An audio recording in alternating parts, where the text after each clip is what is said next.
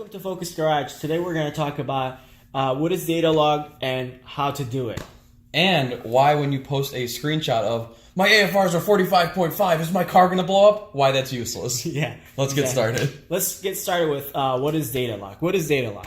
Datalog is basically a screenshot in time of what your car was doing from this RPM to this RPM. You basically capture what the ECU was reading from the vehicle's inputs, whether it's, your boost levels, your RPMs, your temperatures, Emissions and all that good stuff. anything the car can record. It's all of that data within a certain time frame. So for 20, 30 seconds, 10 seconds, what the car is seeing.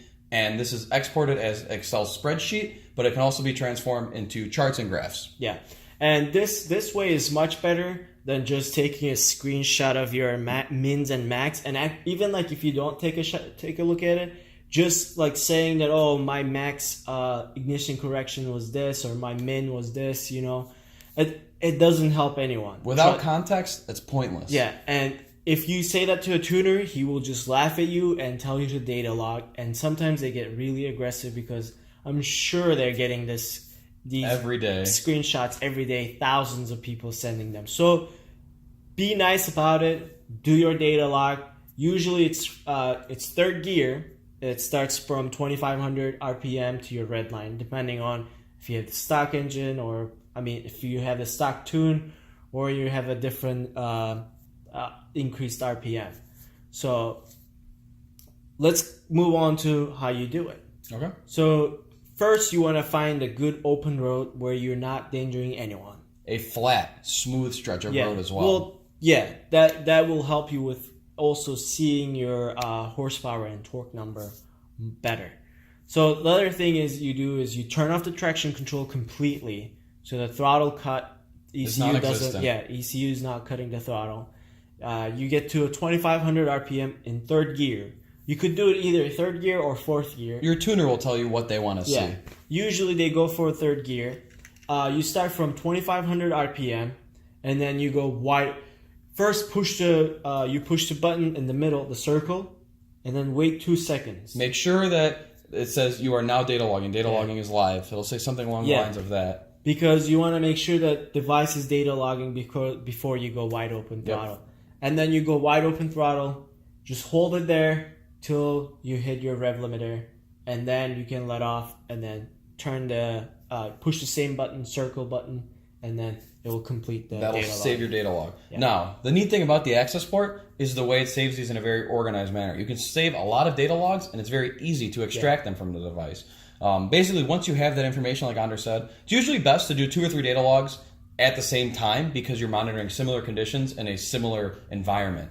One data log, you might get something a little bit off if the car does something weird, but if you can replicate it 2-3 times in a row, it's more consistent. Yeah.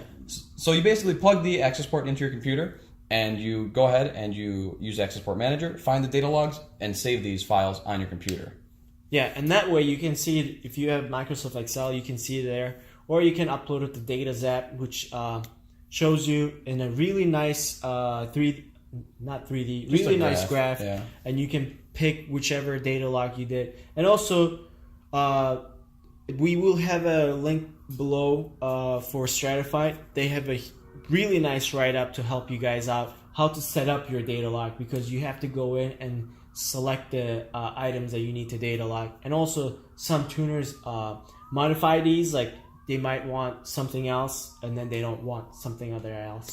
So check with your tuner before doing that. Yeah, the Accessport will allow you to monitor only a certain amount of criteria at one time when you're data logging. So like Ander was saying, certain tuners want to see different information. So, a certain thing like a short-term fuel trim might be important to one tuner, but a different tuner might get rid of that information and use a different piece of data instead for whatever is important to them at that specific time. So make sure you're data logging the right criteria before you send this log to your tuner. Yeah, knowing this data logging and watching the correct, watching the most important gauges on your AP will help you increase the life of your engine. This will make you more aware of what's going on with your engine, and this will also make you not ask stupid questions or post pictures of your AP that no one gives a crap about it. Yeah, because literally, we'll see this all the time, and people will post a picture of their It's on the Accessport. forums. It's on the Facebook. They email it to the tuners. They actually message us as well, and we ask them to just data log. Yeah, because like the Accessport, if you're looking at just the normal screen there and you're not data logging, like Andre's saying, it only stores minimum and maximum. And unless these weird occurrences you're having happen under an aggressive pull, like a full throttle pull or a heavy boost pull, it's not as significant. You may find negative corrections when you're cruising around and just letting off throttle. Your AFRs may do a weird blip every now and again. Yeah. But unless you can replicate this symptom under a data log, it's going to be useless information to a tuner, and it's going to be useless information to anybody else that you're sharing it to. Yeah. Because everybody gets these askew high-low numbers. Yeah, and also you're just looking at that that gauge. Like, let's talk about the ignition correction on cylinder 1, and it was -2. So what was boost doing, or what was fuel doing? Or, What were the rest of your cylinders doing? you're just telling 1% of the information that your tuner needs or anybody else is here to help you need. So that's really frustrating. That's just do the data log first. Think of it like this. It's a story. Basically, your car, the way it's running, the way it's activating, the way it's working, is a story. And when you do a data log and you have the right contents in it, you can tell the whole story. Yeah. If you just show somebody a minimum AFR or a minimum ignition correction, they're not going to have any idea when that happened or why it happened. So doing a proper data log, really allows somebody to dig in and see, oh, you got an ignition correction because you hit fuel cut. Or, oh, you got an ignition correction because you have a huge boost leak. Or, oh, there's not enough fueling. Any of those reasons, that is much easier to see with a data log, whereas compared to just a screenshot of your Accessport, it's impossible. Yeah. So this will kind of cover our why you need to data log and why you always data log before you asking the question about your mins and max. So thanks for watching. If you have any questions about how to data log, or if you have any questions about your AP, how to set it up, feel free to comment or messages us. We're here to help you guys out.